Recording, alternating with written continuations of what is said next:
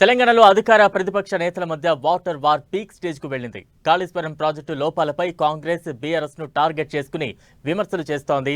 ఇప్పుడు అదే ప్రాజెక్టును ఆయుధంగా చేసుకుని హస్తం పార్టీపై కౌంటర్ అటాక్ ప్రారంభించింది గులాబీ పార్టీ. ఇందులో భాగంగా మార్చి 1 నుంచి చలో మేడిగడ్డ కార్యక్రమానికి పిలుపునిచ్చిన బీఆర్ఎస్ కాళేశ్వరం సమగ్ర స్వరూపాన్ని ప్రజలకు తెలియజెప్పే ప్రయత్నాలు ప్రారంభించింది. ఇదే సమయంలో నీటిపోరు యాత్రలో భాగంగా కరీంనగర్లో భారీ బహిరంగ సభకు కూడా ప్లాన్ చేసింది.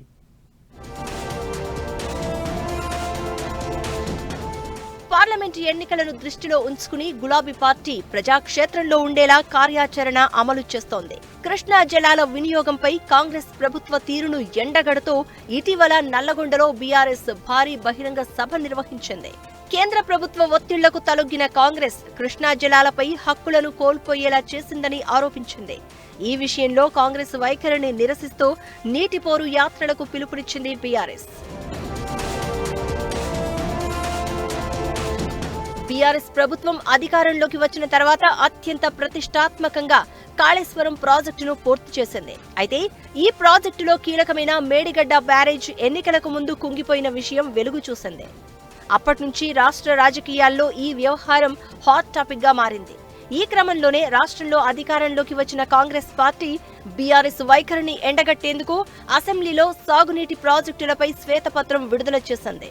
కాళేశ్వరం ఓ విఫల ప్రాజెక్టని, బీఆర్ఎస్ ప్రభుత్వం వల్లే ఈ పరిస్థితి తలెత్తిందని ప్రజలకు తెలియజెప్పే ప్రయత్నం చేసింది. అంతేకాదు ఎమ్మెల్యేలు, ఎమ్మెల్సీలతో మేడిగడ్డ ప్రాజెక్టును సందర్శించిన సీఎం రేవంత్ రెడ్డి బ్యారేజీలోని లోపాలను ఎత్తి చూపారు. ఎంత బుర్ర లేకుండా, అందుకనే మన ఎక్కడో చెప్పిన దూలంలాగా పెరిగిండు కానీ దూడకున్న బుద్ధి కూడా లేదు హరీష్ రావు. కానీ మేడిగడ్డల నీళ్ళు ఎత్తి అన్నారంలో పోయాలంట. అన్నారం బలిగిపోయిందని అన్నారం గేట్లు ఎత్తి నీళ్ళు కిందకు వదులుతారంట. మళ్ళీ ఇళ్ళకెళ్ళి ఎత్తి అంటే మళ్ళీ అందులోనే పోయాలంట. అసలు ఏమన్నా మెదడు ఉండే మాటలు మాట్లాడుతుండ. మేడిగడ్డల నీళ్ళు ఎత్తితే పోయాల్సింది అన్నారంలో. అన్నారం ఆల్రెడీ పలిగిపోయింది అని అన్నారంలో గేట్లు తీసి అన్నారంలో ఉన్న నీళ్ళు కిందికి వదిలినాం. మేడిగడ్డ కుంగిపోయిందని చెప్పి మేడిగడ్డలు ఉన్న నీళ్ళు సముద్రానికి వదిలినాం.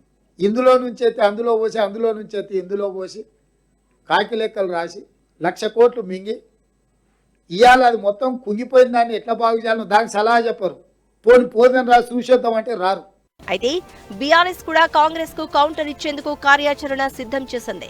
నల్గొండ సభ వేదికగా తాము కూడా మేడిగడ్డకు వెళ్లి వాస్తవాలను ప్రజలకు వివరిస్తామని మాజీ సీఎం కేసీఆర్ ప్రకటించారు. కాళేశ్వరం ప్రాజెక్ట్ అంటే మేడిగడ్డ మాత్రమే కాదని, ప్రాజెక్టులో ఇది ఒక బ్యారేజీ మాత్రమే అని చెప్తోంది బీఆర్ఎస్. ఈ క్రమంలోనే మార్చి 1వ తేదీ నుంచి చలో మేడిగడ్డ కార్యక్రమానికి పిలుపునిచ్చింది బీఆర్ఎస్. 150 నుంచి 200 మంది బీఆర్ఎస్ ప్రతినిధులతో మేడిగడ్డను సందర్శించి వాస్తవాలను ప్రజలకు వివరిస్తామని ప్రకటించారు పార్టీ వర్కింగ్ ప్రెసిడెంట్ కేటీఆర్. అంతేకాదు తమ వెంట సీఎం రేవంత్ రెడ్డితో పాటు మంత్రులు, కాంగ్రెస్ నేతలు ఎవరైనా రావచ్చని పిలుపునిచ్చారాయన.